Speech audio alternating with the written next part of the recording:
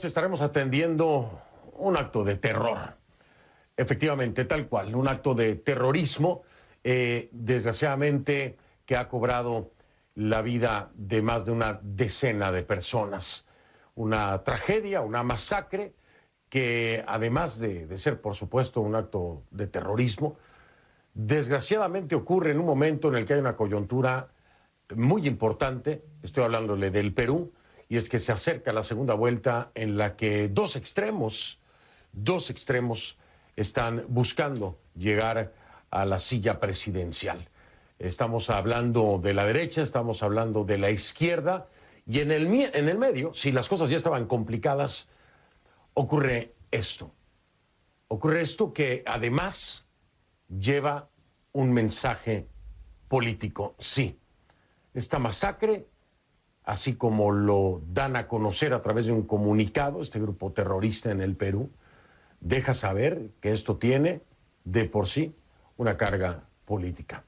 Y hacen una amenaza a aquellos que puedan favorecer a uno de los candidatos. Le voy a explicar todos los detalles en el transcurso del programa, pero sin duda, si usted pensaba que las cosas en el Perú estaban complicadas con estos dos extremos que se tienen que elegir, y digo se tienen porque no hay más opciones en este momento, pues no, aún se pueden complicar más las cosas. ¿Quién lo iba a decir? Un acto aterrador, por supuesto, trágico, lamentable, deleznable, y que se repudia por parte de la comunidad internacional, y que también como periodista lo repudio. Cualquier persona, estoy seguro, comparte mi opinión. Actos imperdonables. Este va a ser el tema que vamos a tocar esta noche aquí en Conclusiones. Bienvenido.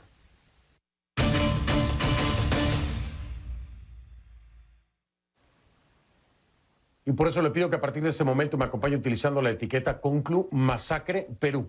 El hashtag es Conclu Masacre Perú. La etiqueta, el numeral es Conclu Masacre Perú. Sus comentarios, por favor, a mi cuenta en Twitter, @soyfdelrincón, @soyfdelrincón. Esa es la cuenta en Twitter, Conclu Masacre Perú. Es la etiqueta. Por supuesto, antes que cualquier otra cosa, nuestra solidaridad, mi solidaridad con las víctimas, con los familiares de las víctimas, con todos aquellos que hoy lamentan la muerte de algún ser querido. Trágico y además sin límites. Desgraciadamente, tengo que informarle que habría al menos 2 menores entre las víctimas, al menos 2 menores, niños que no tienen nada que ver absolutamente con política. Nadie debe morir por política, pero menos un menor de edad, que a veces no tienen ni conciencia política, por decirlo así. Hasta ese extremo se llega.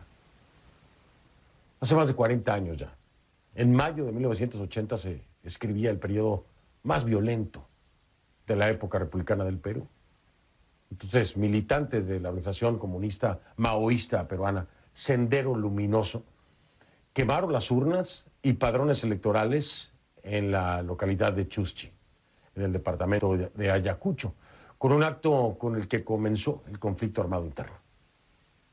Desde entonces, la propuesta senderista dejaría un legado sangriento en la historia del país. La Comisión de la Verdad y Reconciliación estima que más de 69.200 personas, le repito la cifra, más de 69.200 personas murieron en el conflicto armado. Y más de 32.000 de esas muertes se atribuyen a Sendero Luminoso. ¿Sí? Un terrible evento en la historia peruana. Pero parece que el horror no ha terminado, ¿no? Este 23 de mayo de 2021, Perú revive los peores temores. Las Fuerzas Armadas de Perú atribuyen a Sendero Luminoso, a lo que queda de Sendero Luminoso, el asesinato de al menos 14 personas en la región conocida como el Braem, el Valle de los Ríos Apurímac, en N y Mantaro. Según el comunicado, la organización terrorista asesinó a estas personas aún no identificadas, dejándolas calcinadas e irreconocibles. Como le decía, se sabe que entre las víctimas hay 2 menores. En este momento las autoridades investigan el motivo del ataque y las razones por las que se centró en un grupo de la población civil. Un ataque terrorista en contra de la población civil con fines políticos, al menos de acuerdo a lo que dice el comunicado. La Dirección contra el Terrorismo de la Policía facilitó a CNN ese panfletos que se encontraron ahí en la escena del atentado. En el documento con fecha 10 de mayo se hace un llamamiento a hacer un boicot a la segunda vuelta de las elecciones democráticas que celebrará el país el 6 de junio. Y califica a los comicios de burgueses. El panfleto pide expresamente no ir a votar en blanco, nulo o viciado. Y considera que quien vote por Keiko Fujimori es un traidor. Por supuesto, solamente hay que recordar el pasado del fujimorismo y lo que representó para Sendero Luminoso. ¿Quién firma este panfleto? Lo firma el Comité Central del militarizado Partido Comunista del Perú, es decir, Sendero Luminoso. El presidente Francisco Sagasti condenó el atentado y ordenó el despliegue de patrullas de las Fuerzas Armadas y la Policía Nacional para que el ataque no quede impune. Pero vamos hasta allá, vamos hasta el Perú con nuestra Jimena de la Quintana, que nos tiene mucho más información sobre este terrible, trágico, repudiable acontecimiento. Jimena, ¿cómo estás? Buenas noches, te escuchamos con atención. Me imagino que habrá no solamente preocupación, pero muchas reacciones en torno a esto desde la perspectiva política y, por supuesto, desde la comunidad, desde el pueblo, desde la gente, desde la calle, desde los de a pie que inevitablemente se acercan a una elección, pero esto creo que nadie se lo esperaba. Jimena, buenas noches. Hola Fernando, buenas noches. Como lo has dicho, mucha preocupación obviamente por lo ocurrido a solo 15 días de las elecciones presidenciales. Como bien sabes, la segunda vuelta en Perú entre Keiko Fujimori de Fuerza Popular y Pedro Castillo de Perú Libre se va a desarrollar en tan solo 2 semanas, el día 6 de junio, domingo 6 de junio. De hecho, este fin de semana es el primer y único debate oficial que habrá entre ambos candidatos. Lo que ha dicho la policía es que en este momento un grupo de la DIRCOTE, de la Dirección contra el Terrorismo, está camino a la zona para poder obtener más detalles de lo ocurrido. Lo decías tú, el Comando de Conjunto de las Fuerzas Armadas ha confirmado que este es un acto terrorista, que al menos 14 personas civiles habrían muerto.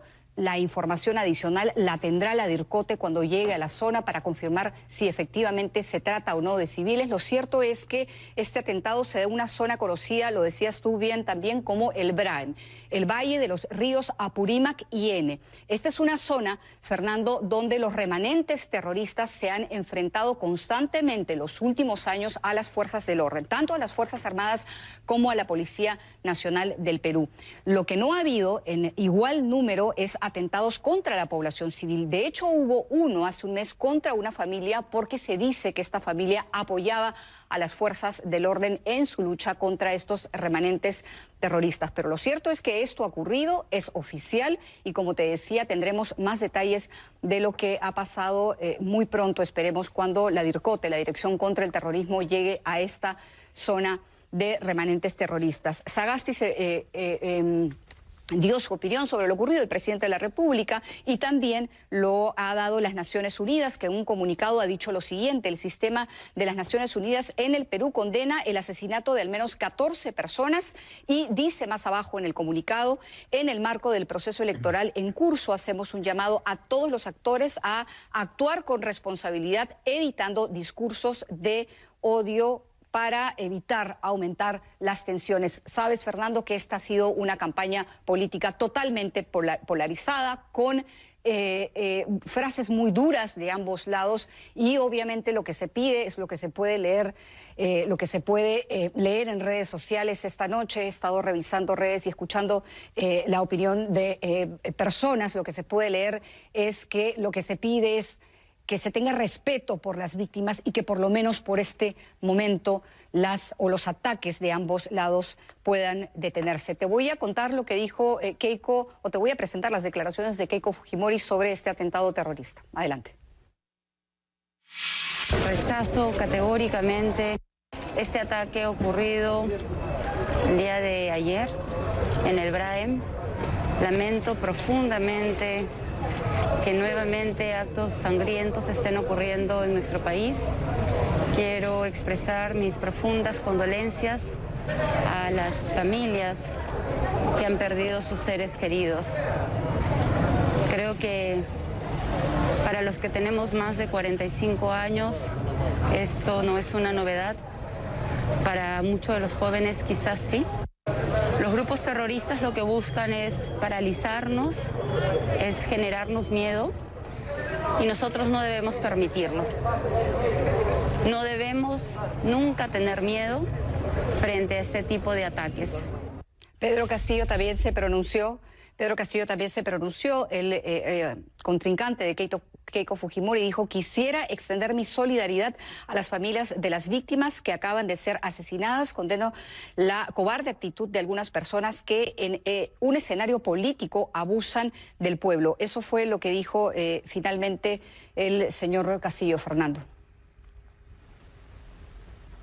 Jimena, por supuesto, tenían que hablar los dos candidatos en torno a estos sangrientos hechos ocurridos, desgraciadamente el 23 de mayo.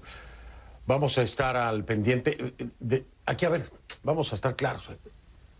La preocupación llega a tal nivel, como lo decía Keiko Fujimori, ¿no? Aquellos que tienen 45 años recuerdan todo lo vivido.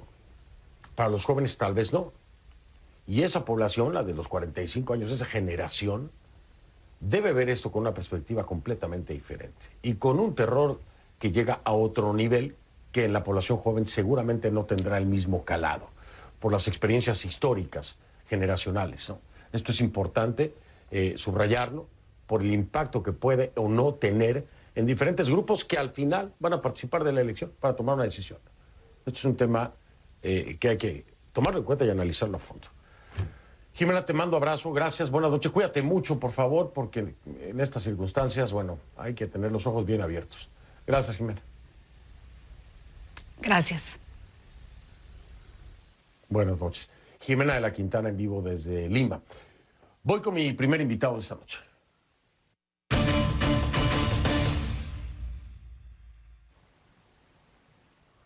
Así le doy la bienvenida a Gustavo Adriancén, exministro de Justicia del Perú, para hablar acerca de este tema. ¿Cómo está, exministro? Gracias por aceptar esta invitación. Buenas noches.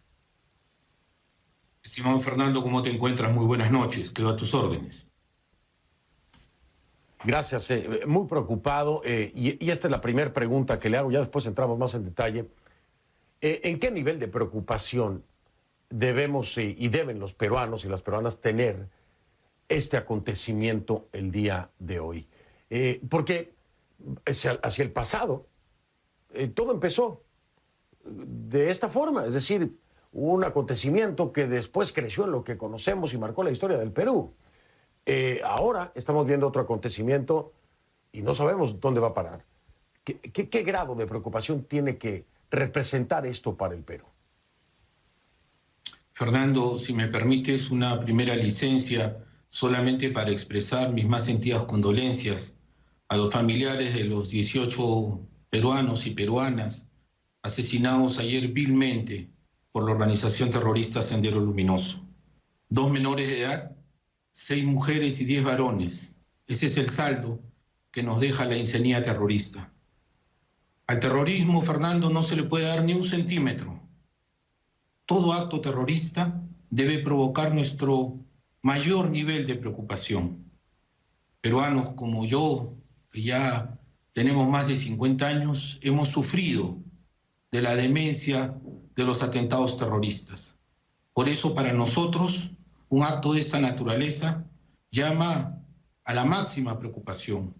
Pero algo más importante, Fernando, este atentado, por la insanía, por la crueldad con la que se ha practicado, por el número de víctimas, nos hace recordar los años más horrendos del terrorismo en el Perú. Hacía muchos años, Fernando, muchísimos años, que no veíamos un acto criminal de esta magnitud. De allí que se hayan despertado todas las alarmas y de allí que se tenga que intervenir inmediatamente la zona para finalmente averiguar y dar con quienes han cometido estos horrendos crímenes. ¿qué garantías puede dar en este momento el Estado, el propio presidente Sagasti, de que no se verán replicados estos acontecimientos en diferentes zonas? Es cierto que en Braem pues hay una actividad per se ya establecida de estos grupos terroristas, pero esto no quiere decir que no pueda ser un movimiento coordinado en diferentes latitudes del Perú. Fernando, no tenemos información cierta de que el denominado Partido Militarizado Comunista del Perú haya abandonado la zona del Braem donde actúa. Nosotros hemos venido por años hablando de los remanentes de Sendero Luminoso que están encapsulados en el Braem. Y la razón es por qué permanecen allí, por qué no han ampliado su radio de acción.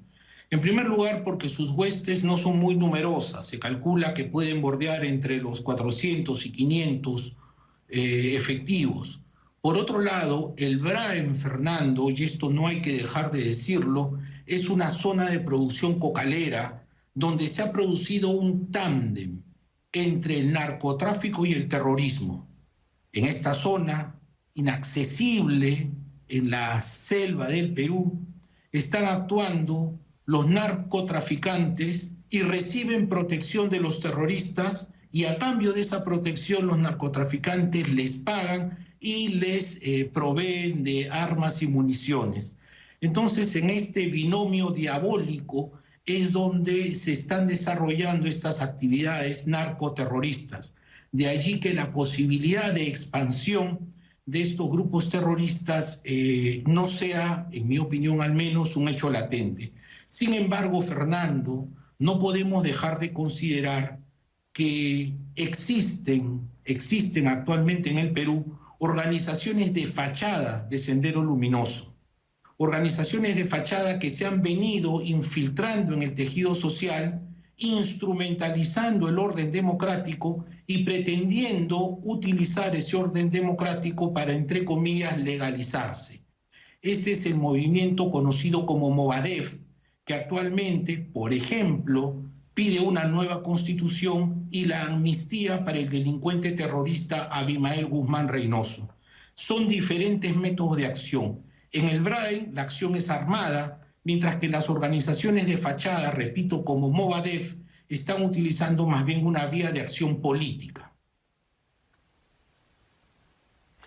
Déjeme, exministro, marcar una pausa para regresar a este tema. Y no quiero ser frívolo, se lo digo a nuestra audiencia a nivel Latinoamérica, pero sin duda alguna el ámbito político, el impacto político, el impacto en un proceso electoral de un acto terrorista así, tan sangriento además, como ya lo decía, y tan cruel como ya lo decía el exministro Gustavo Adrianzen, tiene que ser analizado. Tiene que ser analizado sí, cuando además se apunta concretamente a uno de los candidatos por parte de este grupo terrorista en esta masacre. Y hay que hablarlo, porque estos factores influyen en los resultados. Lo hemos visto en México con una violencia política por parte de carteles en contra de candidatos, asesinato de candidatos, y empieza a tener una influencia importante en el resultado, por temor de la gente principalmente, que es lo que consiguen, y segundo, porque empiezan a marcar el derrotero de la política de un país a través de este tipo de acciones criminales. Vamos a hablar acerca de eso. Cuando regrese estoy con el exministro de Justicia del Perú, Gustavo Adrianzen. Ya regreso en un momento a esta emisión de conclusiones. Y hablaba yo con Gustavo Adrianzen, exministro de Justicia del Perú, acerca del impacto político que esto puede representar cuando se apunta directamente por parte del grupo terrorista a uno de los candidatos. En este caso, Keiko Fujimori, entendible además si uno analiza el pasado del fujimorismo con respecto a Sendero Luminoso. ¿Cree usted, exministro, que este acto per se, hoy por hoy, aislado, suponiendo que sea el único y esperando que así sea, ya tiene un impacto de por sí en la elección? Yo creo que el impacto lo vamos a ver en los próximos días, Fernando, y sin duda alguna se va a hacer sentir. Fíjate, en el panfleto dejado por los delincuentes terroristas en la zona del atentado, se lee con absoluta claridad: pueblo peruano, boicot a las elecciones burguesas. Dice, no ir a votar, votar en blanco, votar nulo o viciado. Los delincuentes terroristas están en absoluta oposición al sistema democrático. No creen en las prácticas democráticas, no creen en las elecciones. Pero van más allá de eso. Dicen, Fernando, en este panfleto, quien vote a favor de Keiko Fujimori es traidor, es asesino del Brain y asesino del Perú. Esto además viene ya antecedido de una declaración de la camarada Vilma, que es el alias de una terrorista que se ha convertido en la portavoz mediática de este grupo terrorista, y ella ya en ese mensaje en video de hace unos días anunciaba precisamente lo que se recoge en este panfleto. La negativa al proceso electoral y a una candidata en particular, la señora Fujimori, es absolutamente evidente. No es novedad, y esto hay que decirlo también en honor a la verdad, Fernando, que Sendero Luminoso se haga presente en fechas electorales. Y lo hace porque este es su malévolo discurso, su perverso pregón. Como no creen en las elecciones, y las elecciones en gran medida representan la base y el pilar fundamental de la democracia, de la alternancia en el poder, etcétera, ellos se oponen a estos procesos electorales y amenazan a la población, desarrollando actos criminales como los que hemos visto. ¿Qué es lo que buscan? Que en las zonas donde ellos actúan, los ciudadanos se atemoricen y no vayan a votar. Como bien dicen en este panfleto, boicot. Eso es lo que están buscando. Sin embargo, los peruanos, Fernando, creo yo, nos vamos curando del susto con tantas heridas. Y ahora sabemos que el sistema democrático, perfectible como es, nos resulta a nosotros el más viable. Un sistema democrático que fundamentalmente propone la libertad de los ciudadanos para que podamos elegir, para que podamos transitar, para que podamos trabajar, para que podamos sostener a nuestras familias. Por ello creo, Fernando, que si va a haber un efecto político, tiene que pronunciarse, o tendrían que pronunciarse de una manera enfática los dos candidatos a la segunda vuelta, el señor Castillo y la señora Fujimori, explicándonos primero un deslinde con estos actos terroristas y en segundo lugar qué acciones va a tomar cualquiera de los dos que llega al gobierno el 6 de junio para derrotar a estos terroristas. Esa es la pregunta clave, esa es la pregunta clave. Ojalá tuviera yo la oportunidad de hacérsela directamente a Castillo o hacérsela directamente a Keiko Fujimori. Hemos convocado a ambos para estar aquí en el programa, hacer entrevista a cada uno de ellos. Hasta ahora nos han dado respuesta. Castillo ya estuvo una vez aquí, Keiko Fujimori no ha estado. Pero esa es la pregunta que debe hacerse ya. No puede esperar hasta mañana. ¿Qué es lo que van a hacer cada uno de ellos? Y lo dice perfecto el exministro. ¿Qué es lo que va a hacer cada uno de ellos para enfrentar este terrorismo? Tienen que ser muy puntuales y concretos con su respuesta. Esto va a dejar mucho que ver y los peruanos deben de estar atentos a la respuesta que seguramente tendrán que dar y que mis colegas en la prensa peruana la harán, porque estoy seguro que la tienen lista. Pero ¿cuál será la respuesta de cada uno de ellos y qué es lo que puede dejar ver esta, la de uno o la del otro?